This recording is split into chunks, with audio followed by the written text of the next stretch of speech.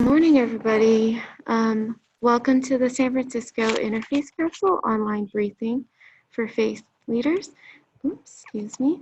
And we're going to go over the impact of COVID-19 on gun violence in San Francisco. And our guest speaker today is going to be Kath Sakalakis.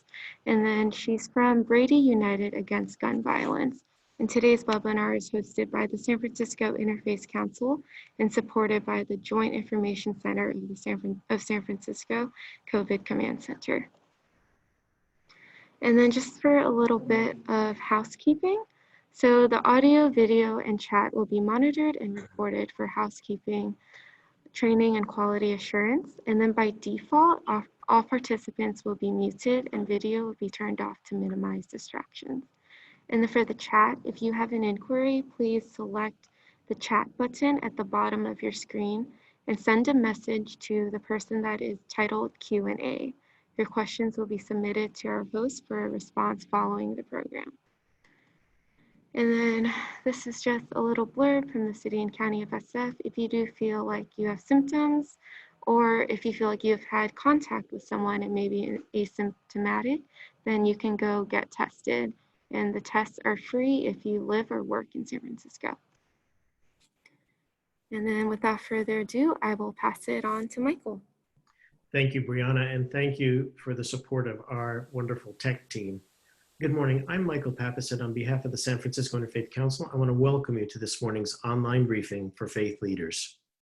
Since the outbreak of the coronavirus pandemic, the American epidemic of gun violence continues without pause. Compared with last year, there has been a massive spike in gun sales. With schools closed, higher unemployment, and fewer resources to support families, more people are in despair and are seeking the help of suicide hotlines. COVID-19 has trapped people in their own homes, some with abusive partners, leading to more reports of domestic violence. Gun homicide headlines in San Francisco include the tragic deaths of 6-year-old Jace Young and 18-year-old Jerome Mallory over the 4th of July weekend. Although the national data is not yet available for gun injuries and deaths, the outlook is concerning.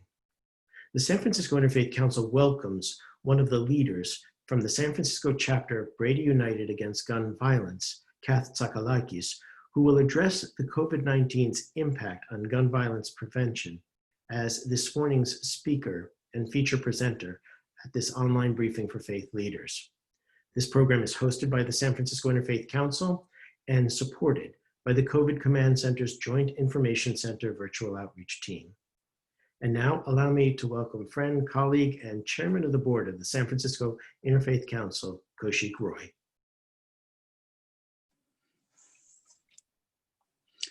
Thank you, Michael. Good morning, everyone. My name is Kaushik, and on behalf of the board, it's my pleasure to be able to thank all of you for joining us this morning. We are now, 4.5 months into the shelter in place since the mayor first declared the shelter in place. I'm not sure if any of us thought this is where we'd be at this point. It probably feels a lot longer. I know it does for me. But during almost this entire time, the Interfaith Council has been entrusted with holding these weekly meetings. And so many people have shared with me how informative and helpful and relevant they have found these weekly meetings. So I want to take that as a way to acknowledge our two staff members, Michael Pappas, of course, and Cynthia Zambucas. As I am fond of saying, I'm not sure if you would find two people in any other nonprofit that accomplish as much as these two do. So I want to share my truly sincere appreciation to the two of them. And also on behalf of the board, I just want to thank our panelists and our featured speaker this morning. There is not a more sobering topic to address than the one we are today. So thank you, of course, to Supervisor Stephanie and Maddie Scott and Ellen Clark King and Kat Sakalakis. I haven't had the chance to meet you yet, but I read your very impressive bio and very unique and interesting bio. So we are very grateful to have you here as well. So thank you. If you are joining us for the first time, a special welcome to you. At the beginning of each interfaith gathering or meeting, there is an interfaith statement we like to read. So I'll go ahead and do that, and we will proceed. This is an interfaith community. Whatever our individual belief, it can be freely expressed here with no apologies. If we are invited to offer a prayer in this setting, it should be offered according to the tradition with which we identify. If we are invited to speak on a subject from the perspective of our tradition, we are free to do so without fear of offending those who come from another tradition. We come together as people of faith to learn from each other that we might better understand the multiplicity of faith traditions in our city and in our world. Good morning, everyone. Thank you, Kaushik, and thank you for your leadership. As many know that board presidents and chairs and executive directors, when they work harmoniously, their nonprofits flourish. And I've been very, very blessed to work with Kaushik these number of years. So thank you for your continued support and your support of the organization. To ground us in a meditative moment, we've asked the parish priest from the St. John Armenian Apostolic Church, Father Mesrop Ash, to join us. Father Mesrop is one of the newest members of the board of directors of the San Francisco Interfaith Council and is a leader in the Armenian community. As many of you know, just last week, the KZV Armenian School and Community Center were defaced with some horrible words on their walls, and Father Mesrop was truly a leader in the response, and the San Francisco Interfaith Council joins in solidarity with our Armenian sisters and brothers. And so without further ado, we welcome Father Mesrop, and we ask him to lead us in a moment of meditation and prayer. Thank you very much, Michael. Good morning, everybody, and thank you to the San Francisco Interfaith Council for this opportunity to share this meditation with you all. As Michael said, my name is Father Mesrop Ash, and I'm the parish priest of St. John Armenian Church in San Francisco. At the outset, I would like to invite all of us to remember the victims of this week's horrifying explosion in Beirut, Lebanon, and all of our Lebanese brothers and sisters. In just a moment, I'll ask that we remember those who lost their lives in a moment of silence. We watched on with horror as we saw yet another wound dealt to that venerable country, as we gather together in the spirit of mutual responsibility for this city that we love and all call home, not despite the differences of our respective faiths, but in the cause of their commonality. It's worth noting that the religious plurality of Lebanon has strived to do just that in the face of immeasurably challenging circumstances for generations. In the contemporary history of my people, as we were displaced in the wake of the Armenian genocide, Lebanon was perhaps only second to the United States in terms of being a welcoming harbor for our countless refugees. They settled in Beirut, building their community centers and churches, one of the largest neighborhoods being called Berch Hamut, the neighborhood that my wife's family hails from, which happened to be located just 10 minutes away from Tuesday's massive explosion, and until today is still being removed from underneath the rubble. Yet this is just one neighborhood of many in a very diverse city and country. Our heartfelt prayer is that the resilient Lebanese spirit will overcome this most recent tragedy. And now I'd like to ask that you join me in a moment of silence as we remember the victims.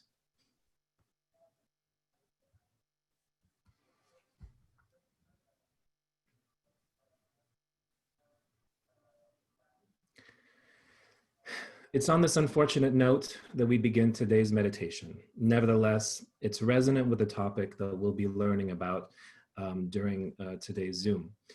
Violence and how society responds to extreme adversities. Although Armenian Americans are no strangers to adversity, our Bay Area community was plunged headlong into the deep waters of the day's tumultuousness when its only day school, the KZV School on Brotherhood Way, was the subject of a hate crime just about 2 weeks ago.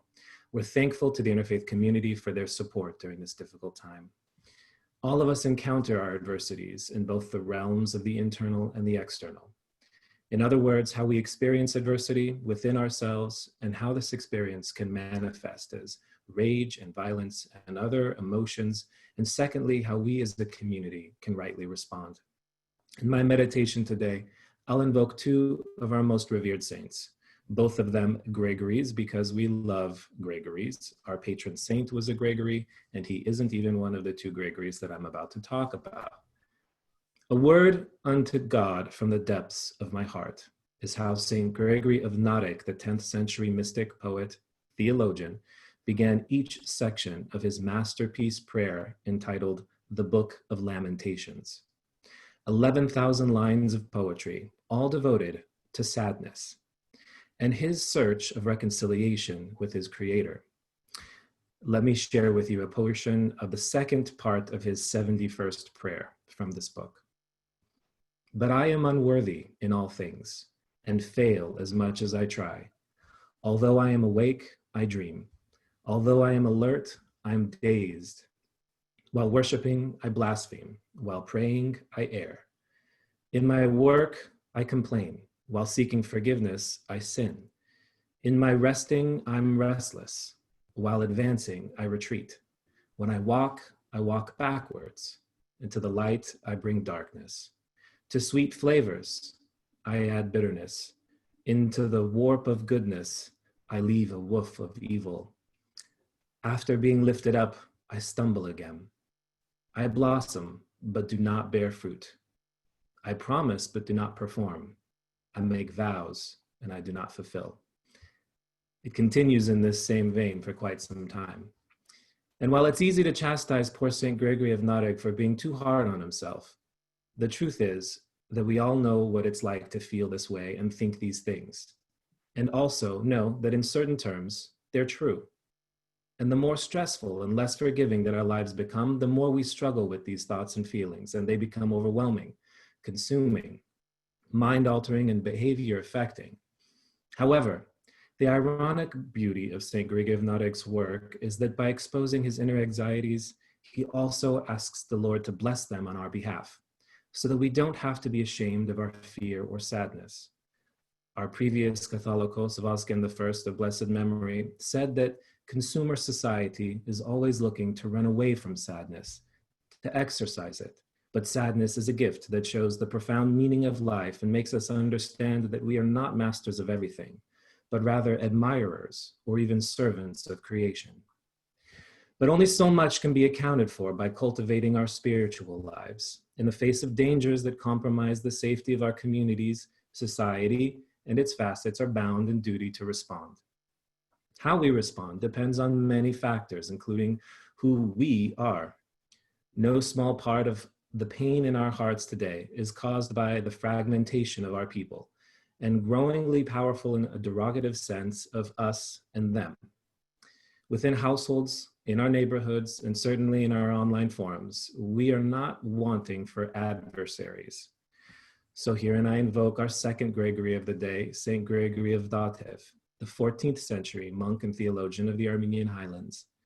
He wrote in a treatise about families this: God, he said, established three families: the family within our homes, our national family, which is composed of our compatriots, and our spiritual family, established by our universal role as children of God. One generally never seeks to do harm to their own family. This is a basic tenet accepted by all peoples. St. Gregory of Datev said, therefore, in the spirit of God's vision of peace, we must learn to embrace that our families extend beyond the boundaries of our homes. This sentiment has all the more connotations of universality in the linguistic tradition of our people, as the word for family, ndanik, is a portmanteau of the phrase under one roof, meaning at its most elemental level, the size of our family is only limited by what we are willing to share. Thank you very much, and God bless. Thank you, Father Messer, for your inspiring words, words that have framed the conversation which will now ensue. I want to welcome Kath Tsakalakis and our panelists who will follow. Usually, once a year, we gather in a sanctuary and we proclaim our solidarity and our resolve and our commitment to end gun violence. Today, just as sanctuaries are throughout our country and the world, we are doing this virtually.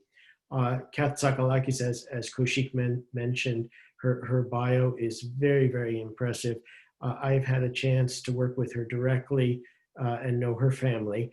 And I want to welcome her to this virtual sanctuary of ours. And without further ado, ask Kath, who is the representative of Brady United Against Gun Violence, to shed a light on gun violence prevention in these times of the COVID-19. Thank you so much, Michael. I knew I could rely on Michael Pappas to pronounce Tsakalakis correctly. It's not easy. And I'm very honored and humbled to have been chosen by a big Brady team who helped prepare for this meeting and this summary of gun violence during COVID-19. I'm humbled to have been chosen. Now, I'm going to do that slightly awkward thing where I share my screen. Here we are. So hopefully everyone can see the screen. And if you can't, I will talk through the slides that are contained here. So if you're on the phone, you'll be able to follow along. And without further ado, today we're going to cover 3 topics, a bit of background on the facts of guns, the impact of COVID-19, and some practical ideas for what faith leaders can do. Before diving in, I just wanted to say a couple of words about Brady. This is a national non-profit with a mission to unite people from coast to coast, young or old, conservative and liberal, with the goal of reducing gun violence 25% by 2025. And you'll see in the box that there are a lot of national and local non-profits who are working hard on this issue and collaborating together. So partly I think because I have a master's in engineering, I love numbers, and partly because I was in the British Army. I was also carjacked at gunpoint in South Africa, so I've seen both ends of the of guns. This presentation today is going to have a lot of facts and practical ideas. But please don't worry about taking notes, because the Interfaith Council team are terrifically well organized, and they'll be sending a link with, back in the 80s, I believe we used to call them a memo, but a very short summary that will help you if you choose to take action within your communities with some practical ideas. So please let the facts and the information, if you don't like numbers, please just let it wash over you. Without further ado, what are the facts on guns? Well, I want to start with the big picture, and I'm not sure everyone is aware, but over 150,000 people every year are either injured or killed with guns in America. And if you look at the numbers for 2017, there were 40,000 people that the bar on the right of this page, there were 40,000 people who were killed with guns. 60% of those are suicides, 37% are homicides, and the remaining 3%, the small sliver at the top, are either accidental shootings or unintentional, or they're shootings by law enforcement. And within this presentation, we're going to spend a little bit of time on suicide because it's such a large number of people, and especially to give tips for how families can protect children, because shockingly, children are 10% of that, nearly 10% of that suicide number. And then within homicides, we could fill an entire half hour talking about mass shootings because they're entirely terrifying, but they're actually only about 1% of the deaths in America. So we'll touch on mass shootings a bit later on. But one of the first questions we ask ourselves is, well, is this normal? And here in context, here's every day in America. 109 people die from guns and 109 people die in vehicle accidents on the roads. So does this make us the same as every other country in the world? I wanted to start with showing you the picture for the roads. This is a very simple bar chart. You'll see America in the center there is the yellow bar, and the number that's measured here is road fatalities per mile driven. And you'll see America in the company of our peer countries from around the world: New Zealand, Belgium, Spain, Germany, the United Kingdom, where I grew up. And what you'll notice is that we're not unique. We are right in the middle of all of our peer countries as perfectly normal drivers. We might think that Americans are terrible drivers. I'd never say that, of course, but we are right in the middle of the pack. Why is that? Well, one of the reasons is that we haven't thrown up our arms and said, well, people are always going to speed on the road. There's no point having speed limits. We have the same laws as other countries for risk factors like seatbelts and child seats. And as a result, our death rate on the roads is completely normal. Now, if we contrast that for the same list of countries with guns, here all the way on the left-hand side, you'll see the yellow bar is America, and we have an outsized gun problem. This is adjusted for the population. So it's quite shocking to see that if you're walking around in London, for example, you are 71 times less likely to be shot and killed by an armed murderer than you are here in America. And the other thing I want to say about this page is we've all seen the protests, recent protests that have gone around the entire world because policing isn't an easy job anywhere. But the American police, you'll see that there are tons of notes. Anyone who's really staring at the screen will see tons of notes on the left. The government doesn't track the number of people who are killed by guns by the police every year.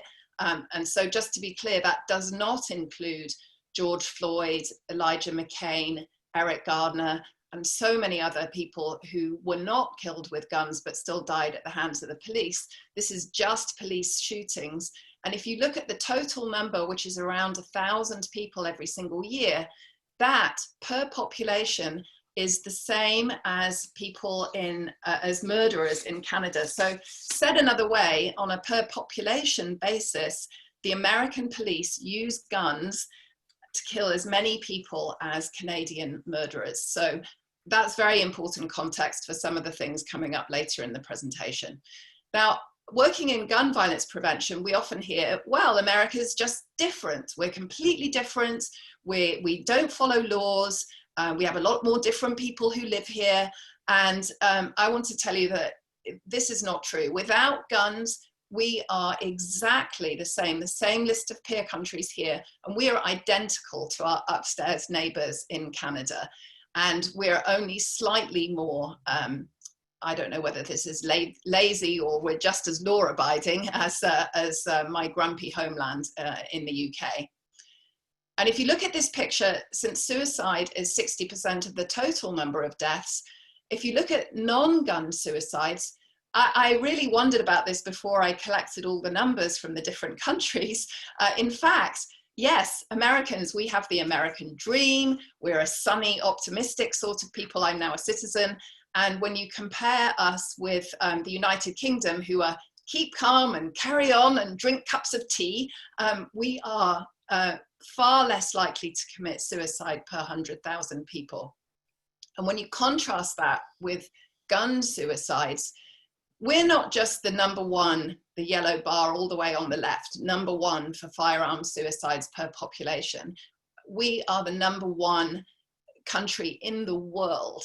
And one of the reasons for this is that firearms are uniquely lethal. And I want to tell you a very short but encouraging story about the fact that people, if they don't have access to the easiest way to commit suicide, they don't find another way, as a lot of people will say. In England, decades ago, death from suicide was half of the deaths were from oven fumes, because ovens used coal gas, which has very, very high carbon monoxide. And then in the 70s, the government said, this is ridiculous, what are we doing? And they converted all the ovens to natural gas, which has almost no carbon monoxide. Suicides dropped 30%, and they haven't changed since, because the easiest way to commit suicide that was in your house and available was no longer there. So I think that's quite encouraging. And when you bring that back to guns, the sad fact is that people often have a gun in their home, not for sport shooting or hunting, but they have it to protect their family, when the research shows that having access to a gun increases the risk of suicide by 300%. This is very important when you begin to think of the impact of COVID-19 and people spending so much more time in their homes. And why is this a big problem for Americans? Well, we own 393, I don't know who counted these, but million guns, 393 million guns. We have more guns than people, and it's not simply a rural problem or a suburban issue. 1 in 3 city homes is likely to contain a gun. And the other thing to say about this is I want you to bear in mind 3% of Americans own half of all of these guns. So if you say that another way, 10 million civilians own on average 20 guns each. So they are true collectors. And as someone who was in the army, who had a collection of weapons in the army, we certainly, nobody gave us 20 guns each. I don't know why people have as many guns here as they do, but 3% of Americans have the vast majority of the gun collection. So that brings us to what is the impact of COVID-19? Well, I tried really hard to find a silver lining, both for this presentation, but at the start of the pandemic, I thought, well, I saw a headline saying, no mass shootings in schools in March. And I thought, well, maybe this lockdown, this shelter in place, maybe this is going to be good for gun violence. And that feeling of optimism really didn't last long, because then I remembered that in the days before COVID-19, these are the statistics for life in America, 8 children and teens are injured or killed by guns every day. 4.5 million children live in homes with unlocked and loaded guns, and the vast majority of school shootings, kids got the gun from their own home. So now when you think about life during COVID-19, schools are closed, many kids don't have their usual activities, adults may be distracted, they may be working on the front lines, or they may be working from home, they may be expected to homeschool their children. And this is why Brady have been working on a public service announcement that hopefully you'll see on NBC News and hear on some of the radio stations as well, to inform people about the importance of storing guns safely, locking them up in the home, because this is life-saving. And to spare you from listening for the entire time to a British accent, I'd like to play you this public service announcement. It takes less than a minute, and we can talk about it afterwards. I got it. What are you doing in there? What's that? Are you a dog?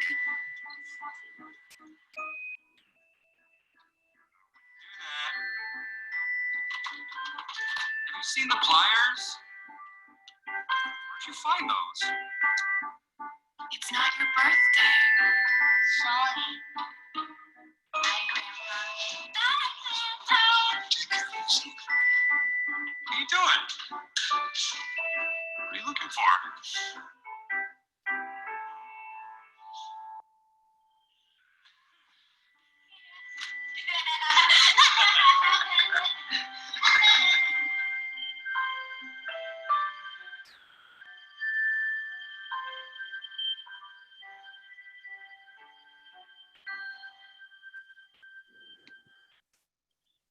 So I hope that everyone is still with me. I get the chills every time I watch one of the End Family Fire public service announcements. We chose that one specifically because it's quite representative of life during shelter in place. It's a family with young children. They're running around the house, enjoying themselves, finding everything. And we also chose it because it has a happy ending where the kid actually has a Nerf gun, and it's not a mother desperately calling 911 to try and save her child. So why is this campaign that Brady has organized, why is it called End Family Fire? It's actually comes from the military, where armies spend a lot of time making sure that there isn't friendly fire. In this case, we want to make sure that guns are safely stored and people are handling their guns safely to end family fire. So this is why by the end of March, I'd really stopped feeling optimistic about gun violence because we started to see headlines like this one in the New York Times.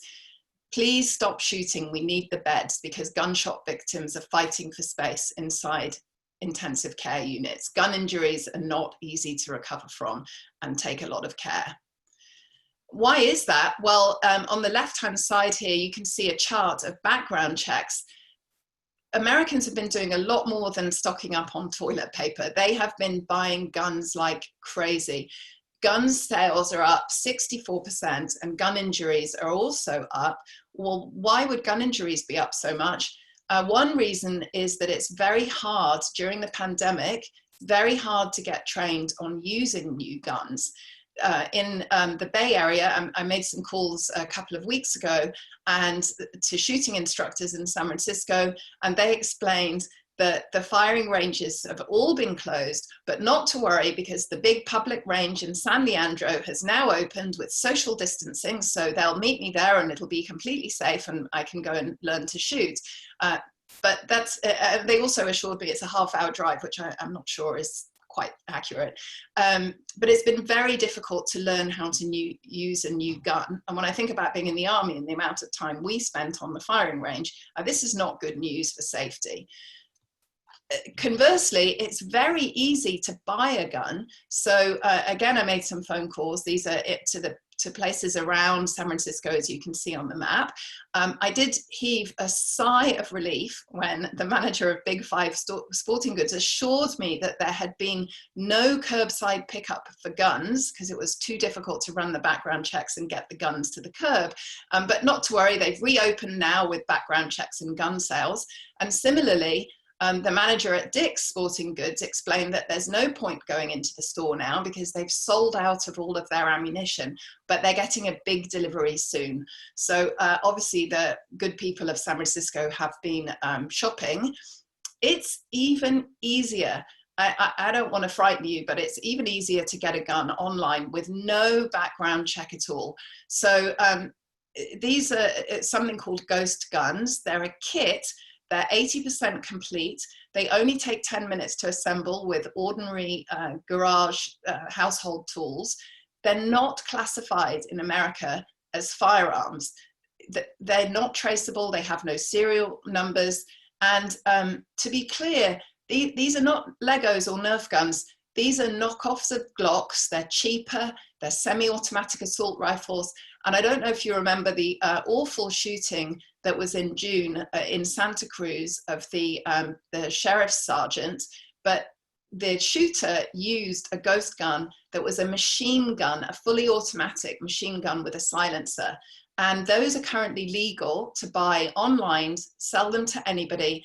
And alarmingly, these are currently sold out because there's been a pandemic buying surge. They're on back order. So just to reiterate, ghost guns can be purchased by anybody because there's no background check, and they're not a niche problem. Ghost guns are 40% of the ATF cases in Los Angeles, and Catherine Stephanie's office very kindly got us the information for San Francisco.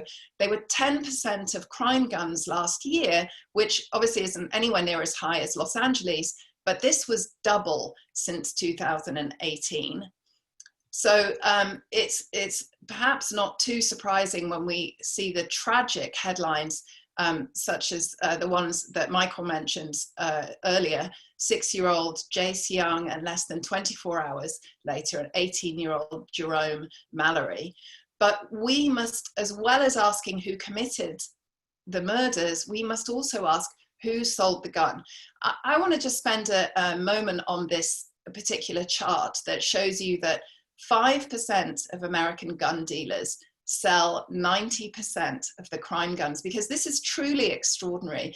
At Bain, where I worked for 12 years, I was 20 years in management consulting, we used to talk about an 80-20 rule where, for example, if you're a retailer, 20% of your products might account for 80% of your profits. But it's very unusual to see something as extreme as this, where 5% of irresponsible gun dealers are flooding neighborhoods and communities with illegal guns. And so it's very important that when you read stories about gun deaths, you also ask not just who committed the crime, but how did they get their gun? Who is selling the guns and making the money on the backs of all of this crime? So when you think about the impact of COVID-19 on people, I'm not going to read this circle of gloom. This was from the online faith briefing last month that Dr. Barry Zevin did, and he has a very reassuring voice and I don't. But safe to say, with everything disrupted, decreased resources, a lot more people find themselves in despair, and therefore guns are an even bigger risk than they were before the pandemic. So it wasn't a surprise on the same briefing call to hear from one of the panelists that she's getting a lot more calls to support suicides. People have less access to mental health support and they might be afraid to go to hospitals. And I couldn't find suicide numbers specifically for San Francisco, but in Walnut Creek last month, a doctor was interviewed and he said that in 4 weeks, they had seen 1 year's worth of suicide cases in their medical center. So obviously it's very concerning. So that brings me to what is Brady doing during the pandemic, and what are the ways that faith leaders can help. There are 3 main areas Brady works on: Congress, courts, communities. And if you start with Congress, it is not going to be a good year for gun violence legislation for perfectly understandable reasons. For example, I was really excited about a bill working its way through Sacramento that was for school and family gun safety. I have 2 teenage boys who often tell me that lockdown drills and practice for armed shooters is pointless because the kids come from the school, the shooters come from the school, and they know where everybody hides. And the particular bill I was so excited about fell victim to something called Gut and Amend that I'd never heard of before, but it has been rewritten to a COVID-19 tax program. And then within courts, the Brady legal work is continuing. So for example, there's a new lawsuit Brady's bringing on behalf of the synagogue shooting in California last year. And then within communities, that's where there's more work than ever. And that brings us to what faith leaders can do to help, the practical part of the presentation. So I'm going to cover 3 things quite briefly: safe gun storage, people in crisis, and voter rights. Starting with safe gun storage. Talking about safe gun storage puts faith leaders in very good company with San Francisco pediatricians, for example. And I'll just read this new advice that's given to new parents. In the bottom left here: a home is safest without firearms. If you must have a gun, make sure the gun is stored unloaded and locked in a safe or with a trigger lock, and bullets are locked in another place. And I was interested to see as well that guns are noted in this advice as far more dangerous than swimming pools. And I thought about it for a moment. I thought, well, of course, because a child can't wake up one morning and take their swimming pool to school if they have one and drown their classmates. So that's probably why the American Academy of Pediatrics, who produces this information, is so keen to make sure that people understand the risks of gun ownership. Now, why as a faith leader would you want to talk about safe gun storage? A very important reason is that it brings gun owners into the conversation. It's actionable, it's not political, and it helps keep guns away from children. We all want to make our families safer, and it reduces the risk of suicide because it slows down what's often a very impulsive act and provides extra time for people to get help. Here are a few of the options. They range from very cheap, less than $20 trigger locks that stop someone being able to pick up a gun and just fire it. But if someone has a big collection of semi-automatics or lots of guns, they really should invest in a gun case that's fixed to a structural wall so it's not stolen. And I just want to let you know, in the UK, where I grew up, people in America seem to think that the Brits don't have guns. We do, but anyone can apply for a gun, but you have to get a reference from a doctor that you're not a danger to yourself or others. And you have to show the local police before they grant the permit that you have a gun safe, similar to the one on the far right-hand side, that stops theft and is fireproof. So that's why you don't read about all the child injuries that happen here in the United Kingdom. So moving to helping people who are in crisis, why might it help to remove guns temporarily? One reason is that firearm suicide is uniquely lethal. 85% of attempts end in death. But if people don't have access to guns, it's far less likely. Only 5% of suicide attempts are fatal, and the vast majority of people who survive them never try again. So removing a gun temporarily can be a very helpful thing for someone who's not able, who should not have access to a gun. One option to do this is something called a gun violence restraining order, or a GVRO.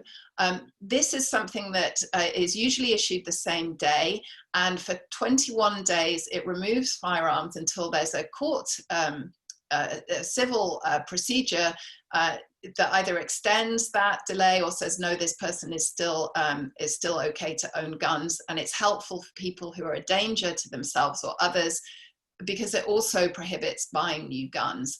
And law enforcement are the ones who remove the weapons. Faith leaders can have a helpful role as leaders in the community, and I'll come back to that in a moment. First of all, I wanted to give you a few examples just to bring this to life, and I won't read all of this, but a student, for example, who says he's going to shoot up his school should not have access to easy access to a gun. So a GVRO was issued to avert a potential mass shooting. Not saying he would have done it, but obviously you don't want someone with access to a gun. The second example is of someone who's always been a safe and responsible gun owner, but has dementia and it's no longer safe for them or their family. The final example here of a neighbor who actually said he was shooting squirrels in his neighbor's garden. This can be very tricky because of if race is involved. And I just want to say a bit more about what I mean there. Guns are a huge racial justice issue in America. White men are twice as likely to own guns as people of color. Almost half of white men own guns. And that partly explains why nearly 80% of white gun deaths are suicides, whereas in Black America, 80% of gun deaths are homicides, and a huge portion are shootings by the police, which is, of course, why we've seen the protests, recent protests. But the reason for bringing this up is that it might be more terrifying for some people to call the police than to live with an armed person in crisis. And that's where faith leaders can help by having a conversation. It could start as simply as, does everyone feel safe in the home? I actually had to go to urgent care to get stitches in my face a few weeks ago because I fell off a horse. And the doctor, her first series of questions were, oh yes, I haven't heard that in a long time. Now, dear, do you feel safe at home? My poor husband, she was obviously going down a series of questions to make sure that I was not experiencing gun violence in my own home. And I had to assure her, no, really, I did fall off a horse. So the conversation can start as simply as, does everyone feel safe in their home? Are there any warning signs of depression or suicide? How are medications stored? How are guns stored? In some instances, gun owners, they don't want to keep their guns anymore. I have a very good friend who became an aunt, and she didn't want to have her niece, her young niece, visit her home knowing that she had a gun. So she temporarily gave her gun to a friend who's not a prohibited person. He has a large gun collection and a huge gun safe in his garage, and he's keeping her gun for her temporarily until she might want it back. I have some veteran friends from the Korean and Vietnam wars. They decided a few years ago that they didn't want their guns anymore. They were a throwback to a long past time. and one took theirs to a gun buyback and the others turned their guns into the police. So this can all be good conversation to have. I've been talking with my veteran friends for years about safe gun storage. And then the last portion of this is that if a person is in crisis and a gun violence restraining order might be an option, this is something that the faith leaders can help liaise, can help talk to the family and help liaise with the police, who are obviously the ones to remove the guns and store them temporarily.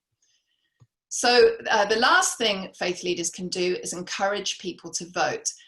Why is this important? Well, over 90% of Americans want background checks for every gun sales. This is remarkable because Americans usually can't agree on anything, can't agree that COVID-19 is real. So why aren't politicians acting?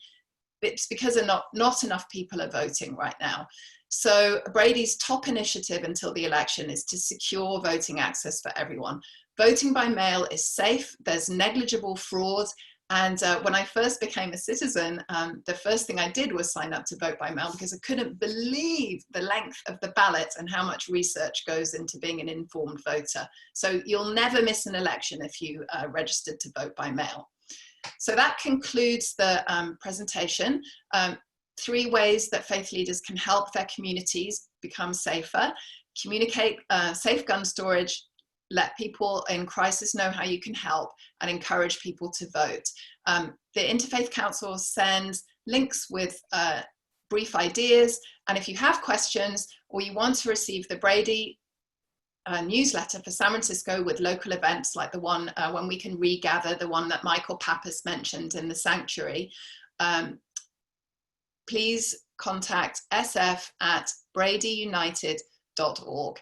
Thank you so much. And I believe, Michael, I'm turning over to you. Kath, thank you so much for this very comprehensive presentation filled with a lot of facts. And thank you for doing my job in letting everybody know that this will be coming to them by day's end today. We let the information wash over us. And now we are going to be listening to some of your very close colleagues. Let us lead off with Supervisor Catherine Stephanie, the District 2 Supervisor of the San Francisco Board of Supervisors. I was introduced to Catherine before she was a supervisor by Rita Semmel, the founder and past chair of the Interfaith Council, to whom gun violence prevention is a near and dear issue. Catherine has been an incredible champion in our city and county and beyond. And Catherine, would you just share with us your reflections on your experience with this issue and why this is such a passion, and some of the initiatives that you have sponsored? Yes, thank you so much, Michael. And thank you to Kaushik and Father Mesrip for opening.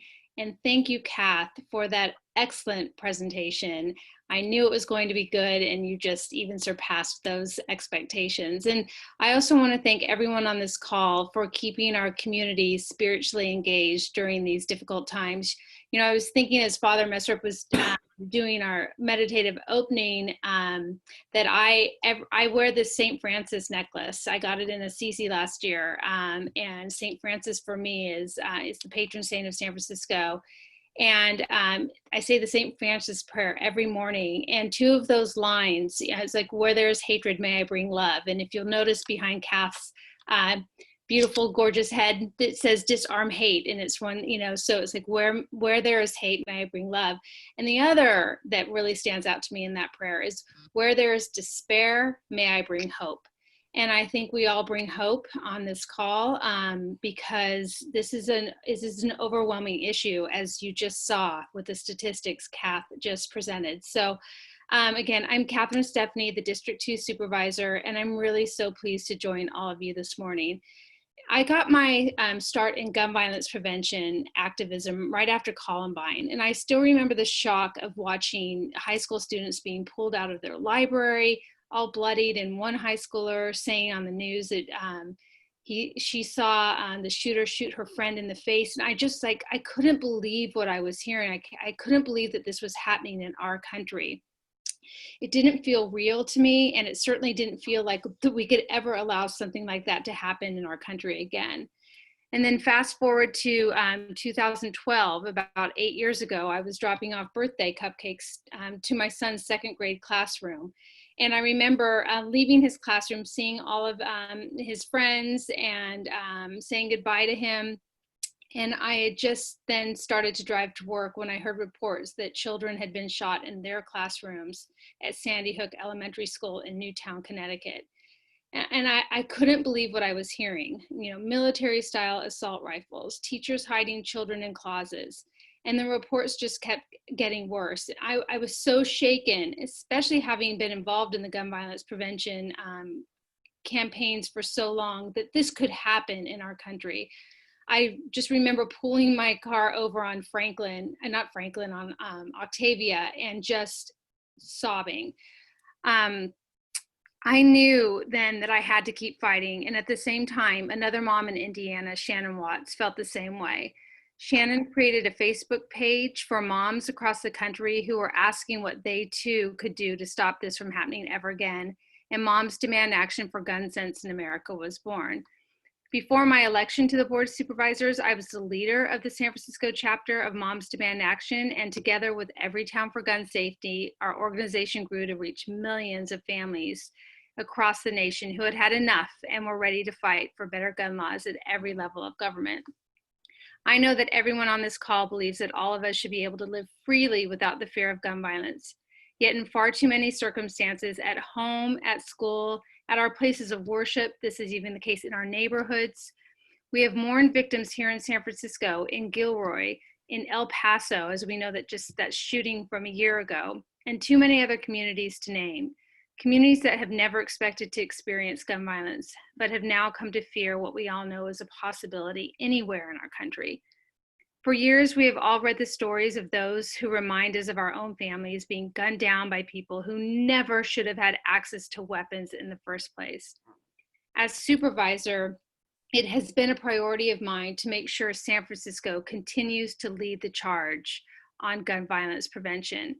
In one of my first acts as supervisor, I made sure San Francisco would protect our residents in public spaces so that we can peaceably exercise our First Amendment rights without fear of violence, something that's so important during this time of unrest, as we know.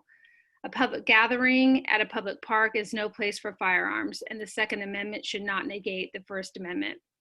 Last year, the NRA was forced to drop a frivolous lawsuit against San Francisco following my resolution condemning the group as a domestic terrorist organization for its work to sabotage gun safety reforms.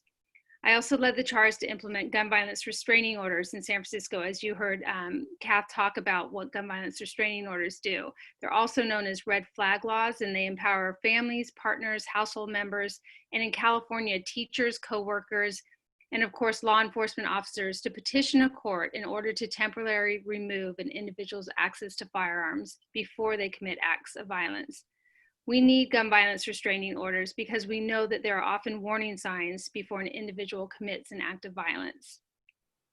Because we know that in many mass shootings, family members, friends, and others noticed warning signs that the shooters were at risk of harming themselves or others before shootings occurred.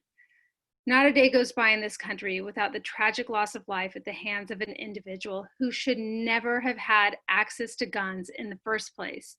Tragically, we have seen even more violence since the beginning of the COVID-19 pandemic.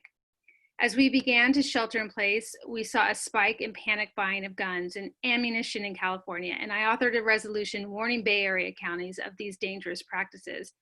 And since that time, we have seen gun violence increase right here in San Francisco. This spring, our city mourned the shooting death of 22-year-old Courtney Brousseau. Last month, I was sickened to read that a 6-year-old boy, as Kath mentioned as well, Jace Young, was shot and killed in San Francisco while watching 4th of July fireworks with his family. And I was sickened to read that another young man, 18-year-old Jerome Mallory, was gunned down just days later. And as a mother of 2 children, I have a 15-year-old son and an 11-year-old daughter. I just cannot imagine these families' grief. I cannot imagine if these were my children. At each of these moments, we recommitted ourselves to fighting gun violence, but it is still taking place in San Francisco, and that is not something we can accept. Over 100 lives are lost each day in this country, and hundreds more are injured because of gun violence, and we must do more. That's why last month I asked our budget and legislative analysts to report on gun violence in San Francisco, including gun-related arrests, charges, and convictions. In order to take the next step in our fight against gun violence here in San Francisco, we must continue to gather information on how widespread the problem is and what solutions can stop the gun violence from happening. The task ahead of us may seem daunting, as I said. Where there's despair, may we bring hope. And we may have days when it's hard to keep going, but we don't have to give up when it gets hard. We come together like we're doing today to honor and remember those who we have lost to gun violence, and to keep up the fight for common sense gun reforms at the state and local level, the fight for a national universal background check bill and a national red flag bill like the one I've enacted here in San Francisco, the fight for a day when the president and half of the United States Congress is not owned by the NRA. There is no single way to win the fight against gun violence in our country, but we have no chance unless we continue to work together at every level of government to advocate for common sense policies that will save lives. I want to thank you again, Kath and Michael and the Interfaith Council for inviting me to this event. I'm now going to hand it, I guess, back over to Kath with the question. And Kath, one of the greatest things that being involved with Moms Demand Action was meeting you right away. And you're now involved with the Brady campaign, which I think is excellent. You are so passionate about this work, and it is so good to see you continue on. At the early beginning, and I remember I was meeting with Maddie Scott and just going, we love this woman, you know, and I know Maddie, you're on the call, we're going to hear from you. But we both recognize the need to build a coalition to advance gun violence prevention efforts and to come at the issue from many different fronts. I know you've done a lot of work lately around safe storage, as you mentioned, for example. And if you can just touch on how you've seen the gun violence prevention cause grow and evolve in the time that you've been involved. Yeah, thank you so much, Catherine. Yeah, so volunteering with you and Matty and putting together that big rally back in, I can't believe it was 2015, and I was brand new to the cause. I mean, I knew about guns from being in the army and having been carjacked, but I'd never really understood the issue at all. And I had some very good teachers like you and Matty, so thank you. And I'd say a couple of things that I've noticed in the last 5 years. The first is that groups like Mums Demand Action and Brady, with huge grassroots organizations, one of the things I'm so excited about is that there are now as many people signed up, or more people signed up, to work on gun violence prevention as there are who are signed up with the National Rifle Association. They were always the gorilla in the room, and I feel like all of the organizations that are collaborating together to work on gun laws are now bigger. And the other thing that really gives me hope, and the reason I put the number in all the way at the beginning, there were so many numbers, I know it was probably like a fire hose of numbers, is that 3% of Americans are the ones who own half the guns. That leaves a giant number of Americans who either might have one gun or two guns, who are completely reasonable about their gun ownership. And we as a country do not have to be beholden to a very, very small and shrinking group of people. Gun ownership has declined substantially since the 70s, and that really gives me hope for the country and for our children, our respective, I have high schoolers too.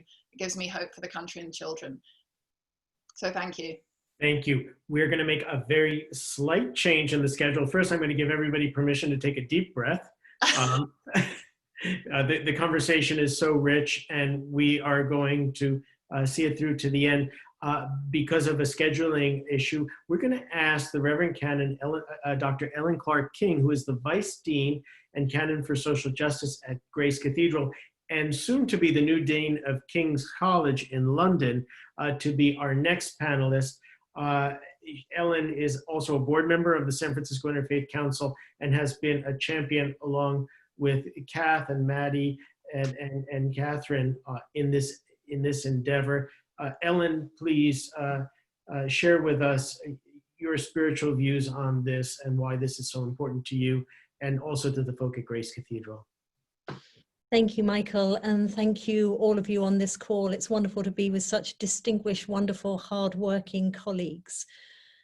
Gun control and safety is an issue that's very dear to the heart of Grace Cathedral, and we're very grateful for partners like Brady to work on it with. And I think it's so important to us because right at the heart of our faith is the sense of the value of every human being, and to see immensely precious, irreplaceable lives being lost to gun violence is just unbearable.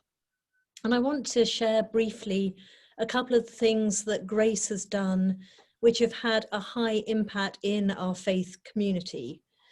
One is being involved with gun buybacks, which have been important, I think, as much as a way of keeping the issue in the front of our members' minds, as much as for their practical use in getting guns off the streets and out of people's homes. We had one buyback when a father who had young children at home brought 7 guns to get them out of his house. And we find that that offers something very practical and tangible that helps ground the issue for people and allows them to feel that their actions are having an impact and making an immediate difference. One other thing we've done that we've found very valuable is to have an altar for victims of gun violence, right in Grace, right as you come into the cathedral. It means that our visitors, when we could have visitors, and our own members could see how much we feel this is at the heart of what it means to be a faith community. And some of the most moving experiences that I've had in ministry at Grace have been gathering with members of families who've lost loved ones to gun violence at that altar. It has an icon, and it also has a picture of a victim of gun violence, a local victim, as well as a short biography about them. And for the families to see the ones they love honored in this way, and sort of to see the life being noticed, seen, and a community committing to do something about the violence that caused the loss has been some of the times that I've been most in tears in ministry, and so moved to be able to do something and to offer something around this issue. And the question that I have for Kath comes from the experiences that we had that she mentioned pre-COVID of school shootings and the vulnerability of faith communities to shootings. We had a training in December last year at Grace Cathedral in case a shooter came into our worship space and what we would do then. So I'm wondering, Kath, what can faith communities do best during this COVID time to mean that post-COVID, this is no longer part of our reality and part of the anxiety for our membership? Thank you, Ellen. Yes, I think that one of the biggest things that faith leaders can do now builds on the point of registering communities, getting people to vote, because unless there are enough voices, and our vote is our voice, unless there are enough voices, we're not going to see things like universal background checks. Years ago, America did ban semi-assault weapons. I mean, we watched New Zealand have a mass shooting and immediately ban the guns that are the favorites of mass shooters. It could easily be, it could prevent hundreds of deaths if we didn't have access to high capacity magazines where a shooter can go into, whether it's a school or a place of worship, and shoot hundreds of rounds before he has to reload. And I say he advisedly because these are mostly men, sadly. And so I think if we can vote and we can start to get weapons of war off the streets of America, that's going to make a huge difference. And then eventually, my hope is we have some of the things like in Australia, there are 30-day waiting periods. I mean, someone who's in a hurry to buy a gun is not trying to catch the last day of the hunting season. So having just common sense laws that are in all of our peer countries that don't get in the way of the Second Amendment. They don't stop people from owning their guns. They just insist on being responsible, like the First Amendment and all the other amendments. Though that is something I think faith leaders can do now. Let's encourage people right now to vote. Thank you, Kath, and thank you, Ellen. Ellen, thank you also for raising the issue of gun buybacks as well as security in houses of worship. This is something that the Interfaith Council is intensely committed to and has attempted at every opportunity to share with our broader faith community, but want to thank Grace Cathedral for being a real model in that effort. So thank you, and I know time is of the essence. As we close with our final panelist, Maddie Scott, one of my sheroes. Maddie, when I think of Maddie, I think of the sacred text of the tradition in which I was raised in the letter of James, where it says, faith without works is dead. Maddie Scott walks the walk, and she is truly a hero here in San Francisco. This matter hits close to home, and she continues to inspire us. She is the founder and executive director of Healing for Our Families and Our Nation. SF Mothers in Charge. She's a chapter leader there, and she's the president of the San Francisco United, Brady United here in California. So without further ado, my friend and my shero, Maddie Scott. Thank you very much, Reverend Michael. I appreciate you so very much in the Interfaith Council and all that you do on all issues that involve disparities in our communities and bringing hope to a very hurting community here in San Francisco. You do so much, so my heart is indebted to you and the Interfaith Council and my dear friend Rita Simmel. And Catherine, thank you so much for a powerful presentation. So good to see everybody on here. Catherine Stefani, my dear friend, and Ellen Clark Queen, all the things you're doing there, and Kushik and Father Ash, is just amazing to have you. And I also want to acknowledge my pastor, Gerald A. Criswell, is also with us. He's my faith leader and works diligently with us in preventing gun violence. He goes with us to San Quentin Prison to talk to those who have caused harm with the No More Tears program. So I just wanted to honor him and all of our friends who are on with us today. I'm honored to be here because this is personal for me, because I lost my youngest son, George C. Scott. I bring his picture everywhere I go with the date that he was killed.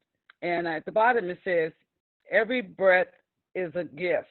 And every breath is a gift.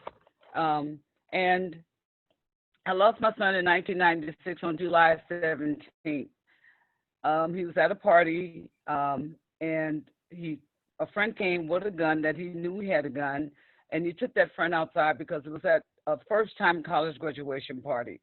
So he took the friend outside to resolve the conflict between him and another person. And this was during the heavy crack cocaine era in my communities in the 90s, where guns were everywhere. You can get a gun off the street for $20 from anybody. This is also at the time when the Cow Palace gave gun shows, and the guns would wind up in the Sunnydale community in the back of a trunk of someone's car, and someone would be selling them to everybody, and then the homicide rate would just go to the roof.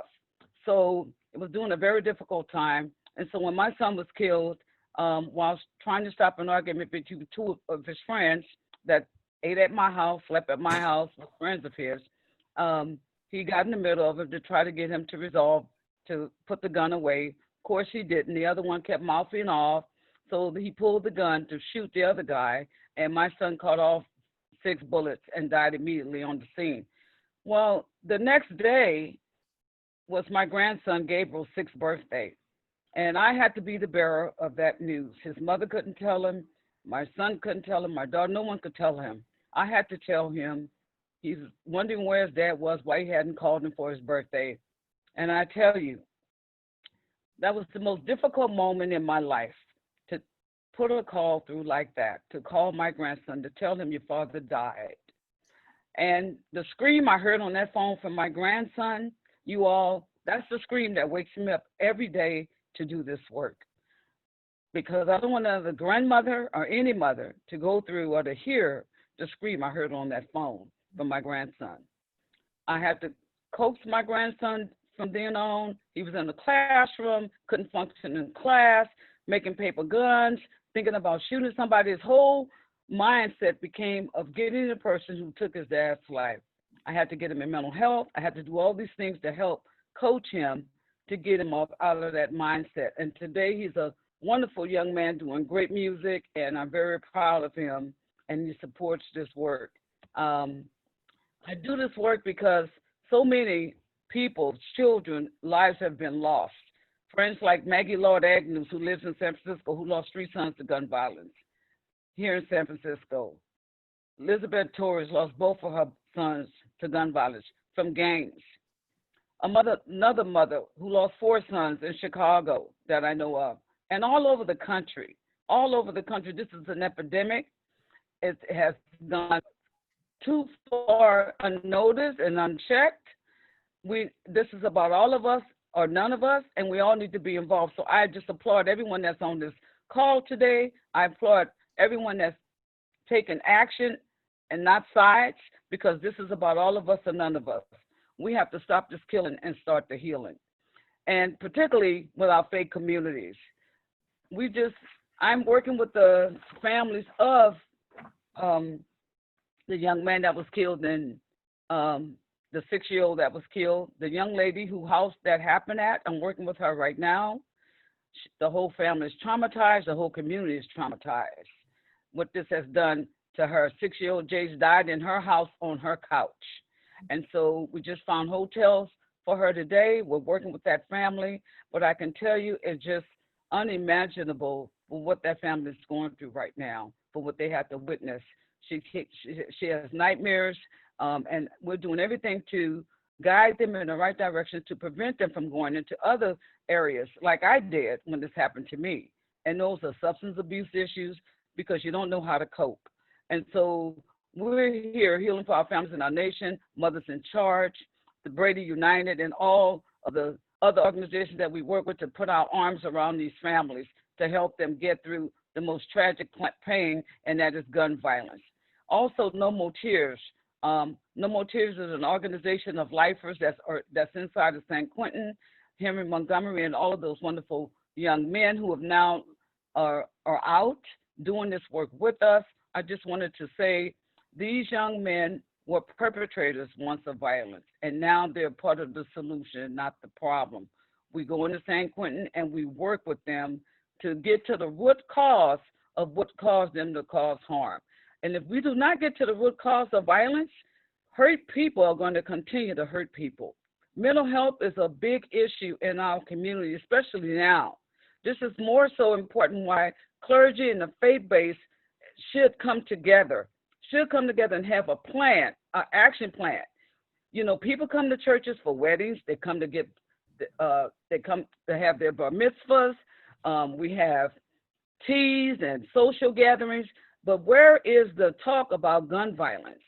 You know, I know pastors, they say, I'm sick and tired of funerals. As I always say, I'm tired of funerals. I want to go to graduations. So let's have this conversation with our faith-based connections. Let's prepare our faith leaders.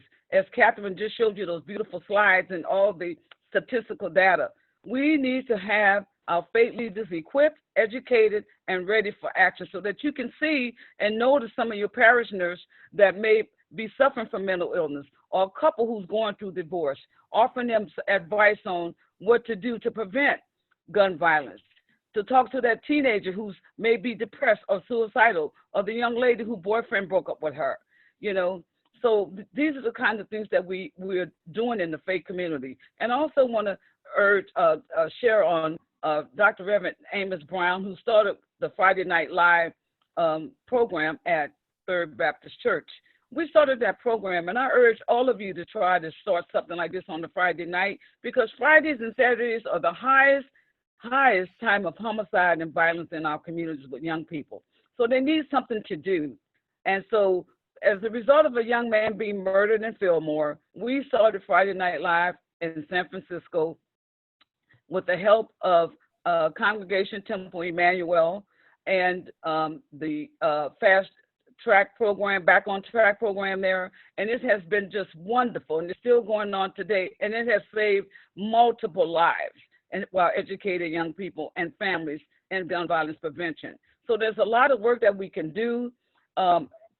Supervisor Stefani, I just thank you for all that you're doing, and our Mayor London Breed and others who are in this fight with us. We're in it to win it, and we will.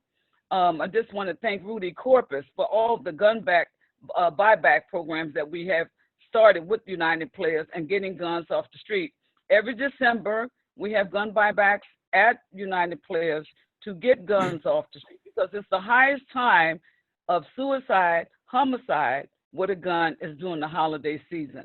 So we need to be prepared and prepared our clergy, our rabbis, our faith leaders to look at these signs and look at the calendar and prepare them and equip them with the gun violence restraining order information. Healing for Families on Our Nation, Mothers in Charge is dedicated to do that along with Brady. I'm just glad to be California's president for the Brady United, because we passed, thanks to our wonderful governor, Gavin Newsom, passed over 15 gun violence bills last year here in the state of California. One of them being that you now have to be 21 years old to purchase a gun. Did you know that last year, before that bill passed, any 16-year-old could go into a store and buy a gun without you knowing it? And here you have to be 21 to go in the bar and have a drink. So I just want to applaud Governor Gavin Newsom for all his commitment and dedication and signing all of the Brady bills for common sense gun laws and for change, because it's going to take all of us to do this. This is about all of us or none of us. I do this work because I love it. I want to help a young man or a young woman that's hurting. I want that mother who's going through a domestic violence situation to be safe. I want her and her partner to get treatment, to get counseling. And what better person to go to? Who do everyone go to when they're hurting? You go to your rabbi, your priest, or your pastor. So we have to equip our faith leaders with the tools they need to see the signs in their community and to be able to be agents of change for everyone in the community. As we know what happened in Charleston, North Carolina, when that young man walked in there and took 9 lives in a Bible study. This is everywhere. No one is exempt from gun violence. And as I said, we are working hard together with all of you, but it's not enough. We need more, and we definitely need to get our souls to the polls so that we can get the right leadership in the White House. We know that we cannot have a leader that perpetrates violence. We need someone that is peace, loving, and is inclusive of all people and have common sense to help us in this major epidemic in our nation of gun violence. And so I just want to thank you, Reverend Michael Pappas, for having us, the Interfaith Council, Catherine, Stefani, and all of you who are here. And what a great job you did, Kat, with that PowerPoint. It's awesome. And all of our Brady fans out there, please go to our Brady website. We have toolkits. We have a donation page. We have everything there for you to equip you with what you need to have. If you need us to come to do a presentation at your schools or your faith communities or in your neighborhoods, because, you know, the 2 greatest commandments, remember, is that God put out. He put, love the Lord thy God with all your heart, with all your mind, and with all your soul. He said the second one is, love your neighbor as yourself. We have to love our neighbors. We have to do that. We have been too isolated and fragmented. We need to come together and have our neighborhoods again and have our neighborhoods be equipped with resources and tools that will help save lives. So this is about all of us or none of us. We all have work to do. I am so honored to be here. And I just want to thank you for having me and everyone being here to help us stop the killing and start the healing. What what a wonderful way to bring this all to a close. Kath, I can't think of a better call to action than what Maddie just offered, and that is with all of the statistics and with all of the information, unless there's a call to action, we're not going to move the needle. So Maddie, thank you, thank you, thank you. Thank you, Kath. Thank you, Kaushik, Father Mesrop, and Ellen, and of course, Supervisor Stephanie. Thank you for your leadership and continue to be an amazing champion on this issue on our behalf. As we're saying thank yous, I feel like I need to say a very special thank you to SFIC Program and Administrative Associate Cynthia Zambucas, as well as our COVID Command Center's Joint Information Center Virtual Outreach Team. Today, our producer was Brianna Zen, and she was assisted and supported by Lynn Mays, and of course, Emerging Needs, Sharon Walton. Thank you all. We could not have these programs without you, and our own coordinator of that program, who happens to be the treasurer of the San Francisco Interfaith Council, John McKnight. Please join us next week as we address the challenges of death and grief in these times of the COVID-19. We're going to have some very powerful guests with us. This is going to be a very important segment as well, so we invite you all to put it in your calendar and join us next week. Once again, thank you all, and this concludes our program today. Thank you. Bye-bye.